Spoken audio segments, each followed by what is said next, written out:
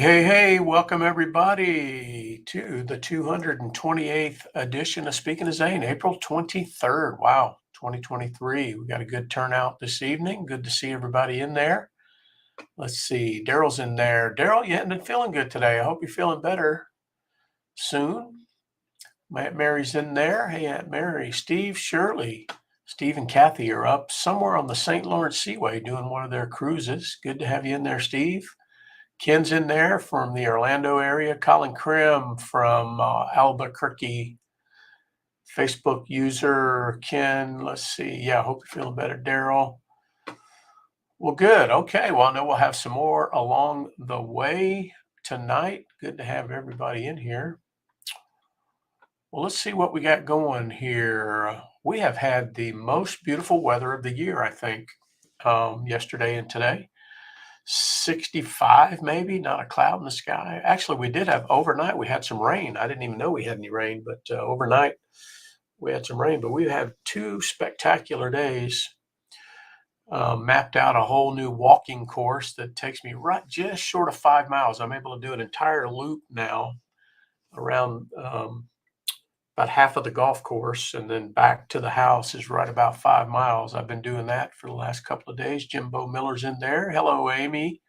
Amy's in there. Good to have you in there. And you guys have not had the best weather in Omaha, Nebraska. You guys have had some snow, I understand, up there. Wow, that's crazy. I know they had flurries in Illinois and Missouri and all through the Midwest. And some of those places have been up in the high 70s already. So, but we know how winter is. I'll tell you. Our oldest daughter Hannah has a birthday tomorrow. And what will she be, Lori? 31, I believe. She was born in 1992. And the day she was born, April 24th, I think that night before, the night of April 23rd, Lori will correct me if I get any of this out of order, but we had a foot of snow in Omaha. We were living in Plattsmouth, of course, but we had a foot of snow the night before Hannah was born. I think that's right, Lori, or the day before, or the day she was born, somewhere in there, April 23rd, 24th of 1992. It was absolutely crazy. But yeah, Hannah, happy birthday to Hannah. 31 years old. She is, she got a really nice compliment from her boss at work the other day. He was at a function. She is a social worker that works in the, what do you call it, in Child Protective Services or something. Like every county, every state calls it something slightly different, but she investigates these things. And anyway, she sees some horrible things and has to deal with these horrible human circumstances, but takes a special person to do it. She's that special. But anyway, she got a note from her boss complimenting her on her boss, I guess, was at an event, some function a few days before with some of the local police officers that work with them. Oftentimes the police are involved in these investigations and whatnot. Anyway, but they were talking about how well that Hannah does her job. And so that's always good to hear as a dad. But she will be 31 years old tomorrow, and I got to spend the weekend with her little boy. He was hanging around with me this weekend, little Everett. All right, well, let's see what else we got here. Weight loss is steady. Man, I so much want to hit the 80 mark just to say I did it, but I'm pacing myself. Lori says it was the 24th, 25th. Yep, 24th, 25th. So the day Hannah was born, we had a foot of snow there. Mr. Genius, she's talking about Everett. The kid is in kindergarten and he reads at a second grade level, Lori, something like that. The dude he sees words and he says them. I don't know how he learned, but he reads fourth grade. Okay, well, that's better than I read. Okay, well, let's see. Oh, that's good, Dad. I didn't know that.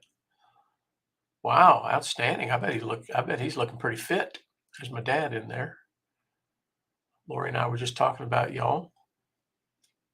Okay, well, let's see. Got some military veteran related activities coming up at work in the month of May. I keep talking about it, but one of them's happening this week.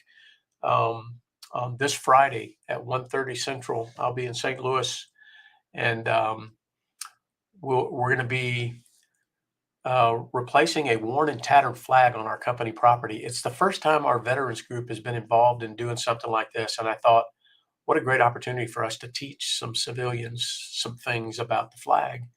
And so we're going to document it. And I've got our corporate photographer coming and stuff like that. But I've invited all these veterans at work to come out, and we're going to have a detail. We're going to have someone lower the flag, a couple of guys fold the flag, someone raise the flag, and then we've got a Boy Scout unit identified to actually officially retire the flag, and we'll document that and everything too. So it'd be kind of fun. But I have invited my friend Daryl, who lives in Florissant.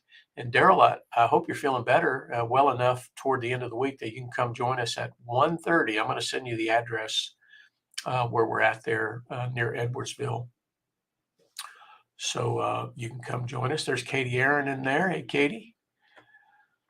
Okay, let's see. Speaking of Katie, she's next on my list. Katie is looking for some help, and she's been trying to find her grandfather's military records, and she has a lot of documentation. Well, she has an ID card, she has a draft or selective service registration, um, all of that stuff, but she can't get his official records.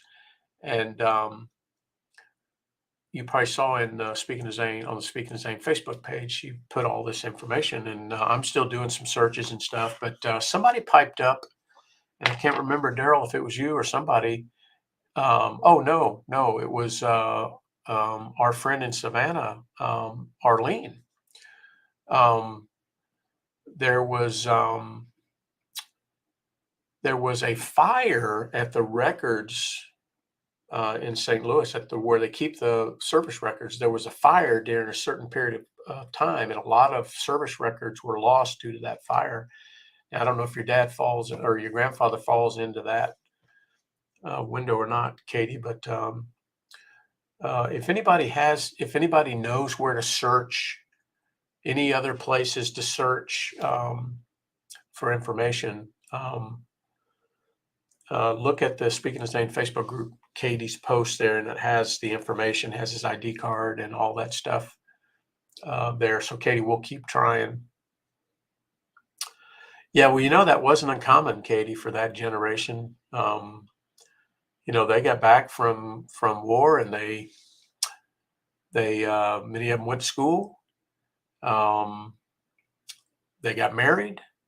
They had kids. They bought a house, and then they worked for the next 30 or 40 years. And they didn't want anything special. They didn't, they just, that's just what they did. They didn't talk much about it. It was something that had to be done. They did it, and they just never looked for any recognition and never talked much about it. That's for sure. But yeah, Laura, I was hoping Lori might pipe in there. Lori was able to find quite a few things um, through Ancestry. I think you have to have a subscription or something. But anyway, um, yeah, Ken knows that. Yeah, yep. Okay, so we'll keep trying, Katie, and let you know if we turn up any leads on that. Well, let's see. Speaking of Lori, Lori was floating an idea on the Facebook group about, and I had never thought of this, but I love the idea. She was talking about a 10th anniversary gathering of some kind, a Speaking of Zane 10th anniversary, on the 10th anniversary of Zane's departure, having some sort of gathering. What I guess next January will be 8, so it's about almost 3 years away, but that'd be kind of fun. She's thinking about Gatlinburg, Pigeon Forge, Chattanooga, somewhere in that area. But anyway, I know Lori will keep coming up with ideas about that. But I think that'd be. I don't see anything wrong with that. But I mean, 10 years. I mean that. I mean, it seems like a natural. A 10-year anniversary seems like a natural point in time where you would do something like that. But so stay tuned. A lot of time to plan for that. Okay, hat of the week, hat of the week, hat of the week. Hat of the week usually has something to do with what's going on with me, with the house here, with our family, with travels, with anniversaries or upcoming activities or events, or sometimes this week in military history items. But this week I'm wearing, yep, Lori got it. Lori beat you to it, everybody. I'm wearing my Seattle Mariners hat because my daughter Charlotte up in Seattle is at a game tonight. She's at a Mariners Cardinals game. The Cardinals are up in Seattle, and she sent me a couple of pictures from the ballpark. It looks beautiful up there. I think it's called T-Mobile Park in Seattle, but she's there with her boyfriend. So that is the hat of the week, the Seattle Mariners hat. And I pulled that hat out of my hat at about a minute before going live tonight because I'd forgot all about the hat of the week. So that's the hat of the week. Okay, well, this week in military history,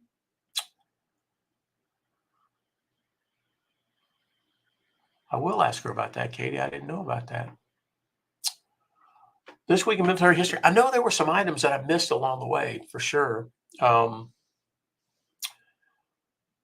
there's one that one of you submitted on the Facebook group, which I thought was very appropriate for me and Steve and Amy and Jimbo and all of those, all of us that work together in the Air Force. I'll read it. On April 17th, 1967. Some of the wording here, some of you may not understand, but I'll try to translate it. The first attempted launch of a Minuteman missile using an airborne launch control center was successful at Vandenberg Air Force Base. This Minuteman II carried a 494L ERCS package, Emergency Rocket Communication System package, the third in a planned series of 4 test flights. But the first 3 proved so successful that the 4th one was canceled. 2 additional launches using the Airborne Launch Control System also proved successful, one later in April and the other in early May. And then IOC was declared for the ALCS at the end of May. Later, the ALCS was modified to launch Peacekeeper missiles too. It was never able to launch Titans, of course. Titans came before Airborne Launch Control. But Ken, being a missileer, happened upon that event in military history, and I thought that was awesome. And that was a system that, well, one of the primary systems for our existence, those of us that flew on the Airborne Command Post, our whole job was sort of a retaliatory command and control, and we needed to be able to launch the nukes from the airplane if we had to, and we were capable of doing that. So how about that, Ken? Thank you for that. Yay, Steve says, yay, Ken. Yeah, Ken, Steve, I think Titan just predated Steve. But hey, if you've never been to the Titan Missile Museum down in Tucson, Arizona, you've got to go. Whoever you are, whoever's in the sound of my voice, within the sound of my voice. I've been to Phoenix a lot, and I went down to Tucson for the Boneyard several times. And somebody told me about the Titan Missile Museum. Absolutely awesome, and it's fantastic. So you got to go visit that. I want to get up to the Ronald Reagan facility in North Dakota. I saw they got a big snowfall. They had to close yesterday or the day before, but that was on my bucket list. Okay, well, that's all I had for this week in military history. I didn't do a very good job this week of pulling any items, but we did have some cemetery visits. Well, at least one visit. Jim Miller went to Omaha National, and now, if you remember, Jim always reports his visits to Omaha National, and he stops in, sees our colleague Todd Vanderwerken and Marine Corporal Dagan Page, who was killed in the Afghanistan withdrawal. And now he reported for the very first time this week, Amy, that he visited Roy. So now he has 3 reasons when he stops by there, back and forth between the base. He has 3 people to acknowledge there: Todd, Corporal Page and Roy Walton. Rest in peace. So thank you, Jim, for doing that and letting us know about that. And Amy, I think you said you were out there that day or the day before. So I'm going to give you an Omaha National Cemetery. Yeah, so that'll make 2 visits that we had. So we've had 791 visits since we started tracking them. How about that? How about that? Good stuff. I am probably a month behind on updating. There were some new cemeteries that you folks have logged over the last month or two that I'm not sure I have on the map yet. So I need to carve out some time to update the map, and I'll publish that on the Speaking of Zane Facebook group so you guys can see all the locations that you have visited. There we go. Okay, Amy and James Miller there are both confirming Amy's visit. So thank you for that. I'm sure that will be one of many that Amy makes moving forward. All right, what about some thank yous? We did have some thank yous this week. Let's see. I had 6. So I'm orchestrating this flag thing. It kind of ballooned into, hey, when the new flag comes in, would you mind if some of us took the old one down and put the new one up, to now we may even live stream it. But I've got a detail of 6 veterans scheduled with other participants coming, and it's kind of snowballed into something.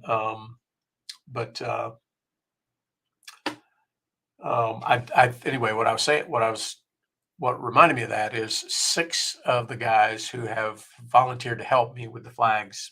I've told them all thank you, and I'll get to see them again on Friday. But that was 6 for me.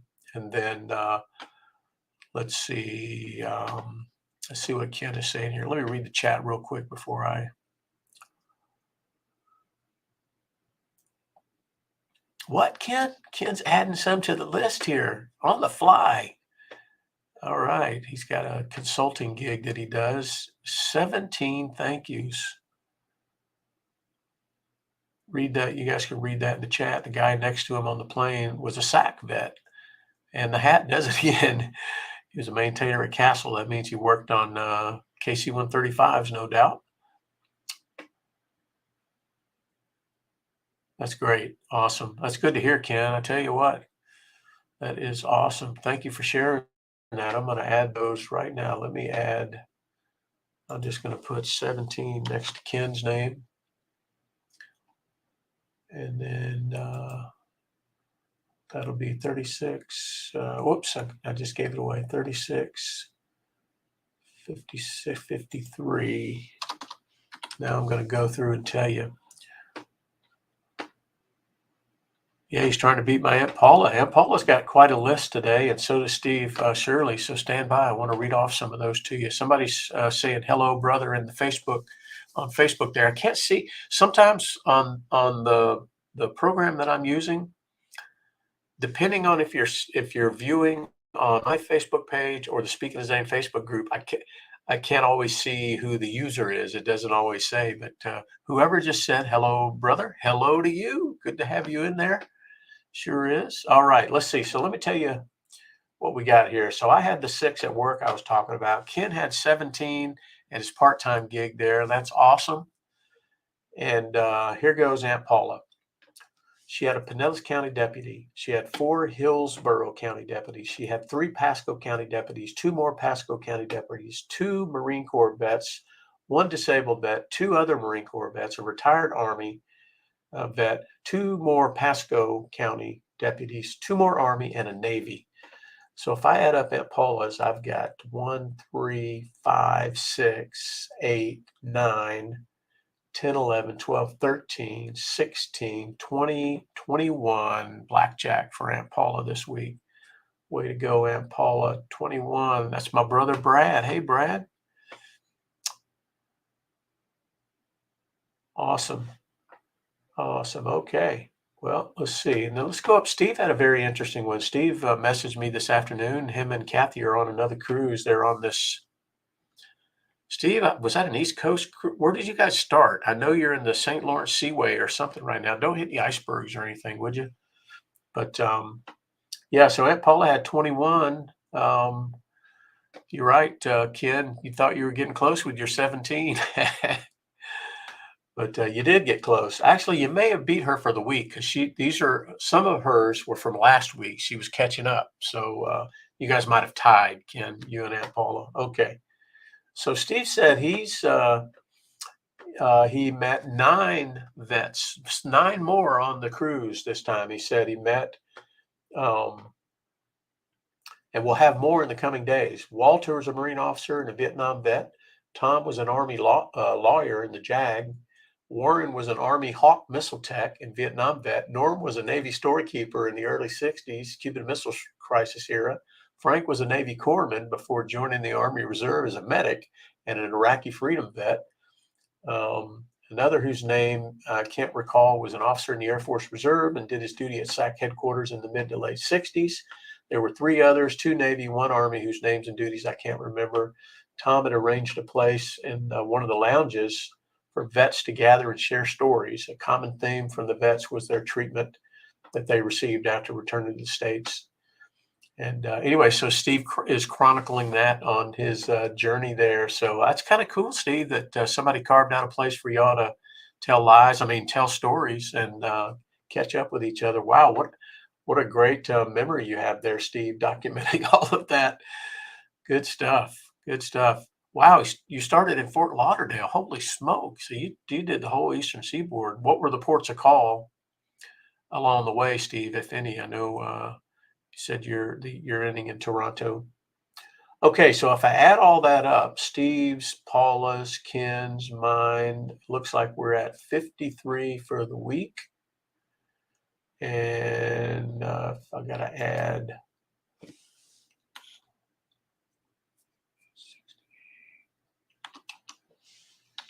those to my total, and we are standing at 2,065. So since we broke that 2,000 mark, we have already added 65 more thank yous. How about that? Good job, guys. That's great. When I tell people we've done that, they don't even believe me. They're like, "You do what?" But it's an incredible. Doesn't take much, does it? Just to strike up a conversation or say hi. And those hats are giveaways, aren't they? For sure. Okay, so keep up the good work there. Let's see. I wanted to talk about the organizations. We talk about these things, these different organizations we hear about, we stumble on, we're a part of, we contribute to, et cetera, et cetera. We've chronicled quite a number of those organizations over the years, which is great. So many organizations doing great work for military, their families, veterans. Just a couple of one I wanted to highlight. Was a group called Carry the Load. You've heard me talk for probably the last 3 years about Carry the Load. Come up around April, May timeframe. Their activities correlate to Memorial Day, and Carry the Load. They have like 6 routes that they take. They travel in these big buses, and they go to different places along the route, different national cemeteries and different other stops, and they bike and they run and they walk. And anyway, Lori and I learned of them several years ago, and we've gone to Georgia National and met with them. I've made friends with a police officer from Dallas who's always on this route. In the last 2 years, I've walked with him. We've had a good chat, exchanged challenge coins, and anyway. It's that time again. So let me put in the chat the link so you guys know where to go to find. I didn't even think about that. I'm going to have to let me copy the chat. Let me put the link in the chat here. But it's an awesome organization, and it's likely that they're somewhere near you on one of those routes, and maybe you can and see them or stop in and say hi to them or whatever. But Turns out, let me show you. Actually, let me show you the map of the routes here. That's what I'll do. Let me share this with you. I put the link in the chat there so y'all can look at it, but I forgot I can share my screen here, and let me do that and just show you. There we go. Should pop up. There you go. Whoops, let me drop the banners here out of the way. Whoops, hide that one and hide that one and hide that one, guy. There you go. See, there's the roots there. Can you guys see that okay?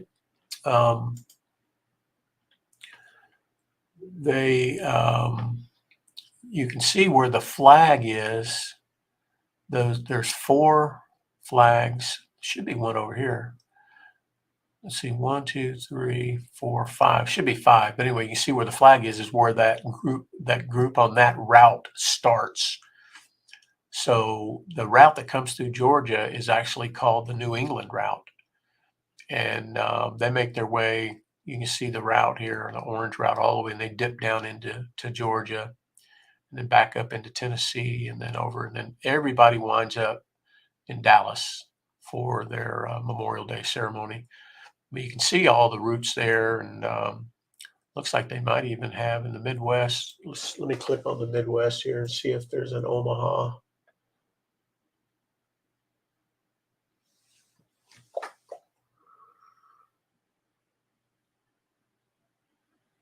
Let's take a quick peek. I should have done this already. There is plenty of Michigan there.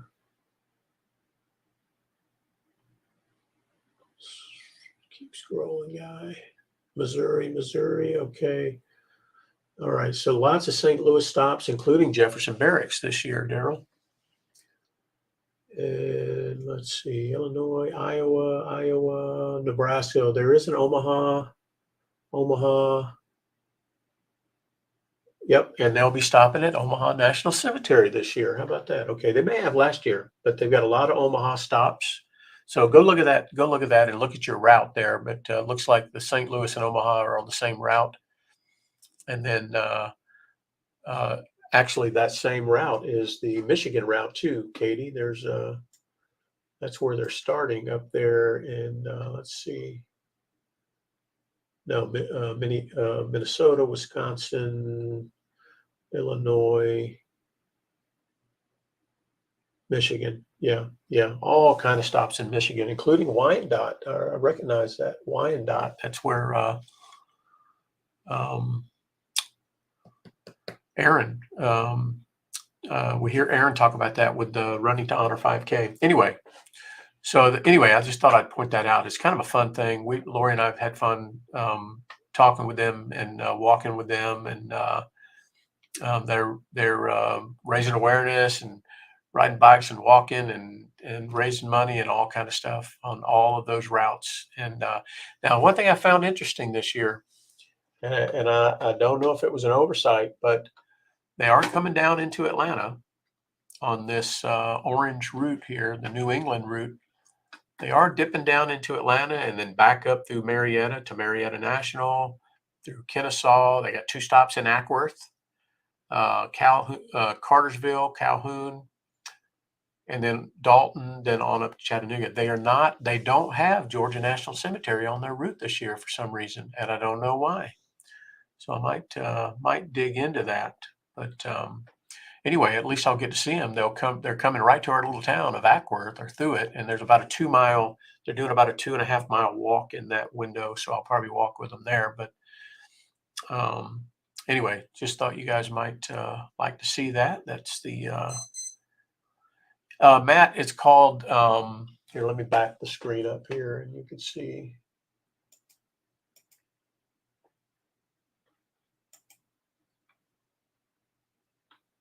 Right here. Go back to the top page. Oh, look in the chat. Oh, you won't be able to see that. Let me put it back in the chat for you, Matt. And you can go see it. It's called Carry the Load. Carry the Load. Um, they go those 6 routes all across the country, raising awareness about the fallen. But it's pretty interesting for sure, and lots of stops in Michigan this year. It looks like. Let me see if I can get back to the main page. There we go. But yeah, Carry the Load there, Matt. I put the link for you in the chat there. You can go take a look at those stops. There may be one pretty close to y'all. Okay. Well, let's see. The only other thing in our organizations, I always talk about, of course, My Warriors Place. I did confirm with Kelly that she's going to be a speaker in our little roundtable we're having at work, putting together a little kind of a roundtable discussion with Gold Star family members. And Kelly has confirmed that she would love to join us, and I'm happy about that. So I'm still trying to put all that together. I may.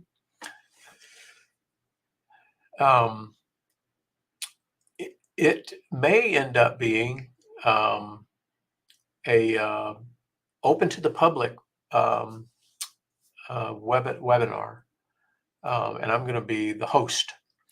So if I'm able to open it up to the public, I'll share the link with you guys, and you can watch me as I facilitate this discussion between Kelly and some of the others I've identified, talking about, sharing about who are they remembering and honoring on Memorial Day. So it'll be kind of fun. Okay, that is it. That is all I've got. I missed some stuff last week, but you know what? I can't remember what it was, but that's the way it goes. So next Sunday night, I will be home because I'm leaving Thursday morning to go to St. Louis. Thursday at the office there. Friday, I'll be doing the flag thing. Daryl, I'll see you there. I'm going to send you the address. Saturday, I'll be there because I'm helping interview out at our warehouse supply chain location on the Saturday, having a career fair out there. And then I'm flying home early Sunday morning. So I'll be home Sunday and in time for Speaking of Zane Sunday night. Well in time. I'll be home Sunday morning. So we'll have Speaking of Zane, and I'll share with you everything about that. It'll be kind of fun. Maybe I'll have some pictures, but and then the next week, I'm going to Dallas for a few days. I haven't even looked on the map to see if I'm going to be anywhere near a veteran cemetery while I'm in Dallas. I've been to Dallas in years and years. So I'll have to check that out. But anyway, have enjoyed having you all here tonight on Speaking of Zane. Thank you guys so much for joining, and we'll look forward to seeing what the week has in store and reconvening next Sunday night for another edition of Speaking of Zane. What will it be? Will it still be April? I think so. Tail end, right? April. 7 days will be April 30th. Yeah, so it'll be April 30th. We'll see you guys then for the 229th edition of Speaking of Zane. Okie doke. Take care. We'll see you guys later.